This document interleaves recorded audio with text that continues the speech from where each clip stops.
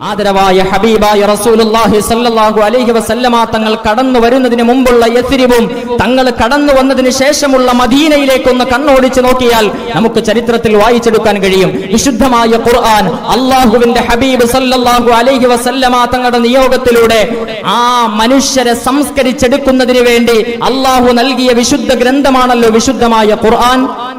ആ വിശുദ്ധമായ ഖുർആനിൽ ആ സമൂഹത്തിൽ അവർക്ക് ഏറ്റവും വലിയ ഭ്രമമായിരുന്ന ഈ മദ്യത്തെ ഉപേക്ഷിക്കാൻ ആദ്യം അല്ലാഹു സുബ്ഹാനഹു വ തആല അവരോടായി പറഞ്ഞു, യാ അയ്യുഹല്ലദീന ആമനൂ ലാ തഖറബുസ് സ്വലാത വ അൻതും സുകാറാ.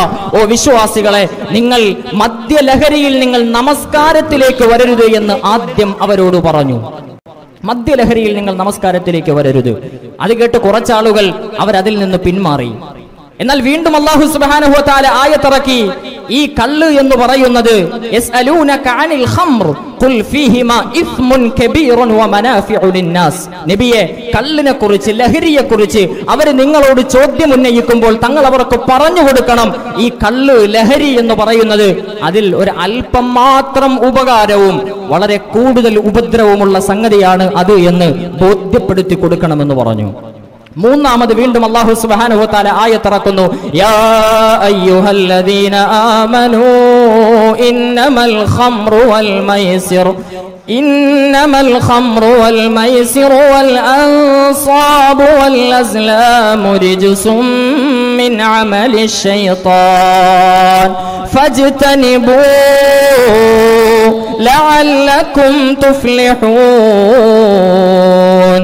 إنما يريد الشيطان أن يوقع بينكم العداوة والبغضاء في الخمر والميسر ويصدكم عن ذكر الله وعن الصلاة فهل أنتم മുൻതഹൂൻ.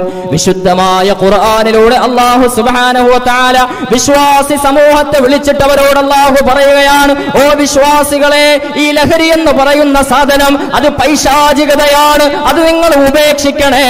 അല്ലാഹു തഅക്കീദ് ചെയ്തുകൊണ്ട് 5 പ്രാവശ്യം അതിനെ കടുപ്പിച്ച്, കടുത്ത ഭാഷയിൽ, അറബി ഭാഷ അറിയുന്നവർക്കറിയാം, യാ അയ്യുഹല്ലദീന ആമനു പറഞ്ഞു, ഇന്നമ പറഞ്ഞു.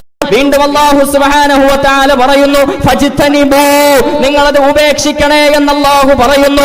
വീണ്ടും അല്ലാഹു പറയുന്നു, ഫഹൽ അൻതും മുൻതഹൂൻ, നിങ്ങൾ അത് ഉപേക്ഷിക്കാൻ തയ്യാറാണോ സമുദായമേ? അല്ലാഹു ശക്തമായ താക്കീതോടുകൂടി, 5 താക്കീതോടുകൂടി ആ വിഷയത്തെ ഉണർത്തി.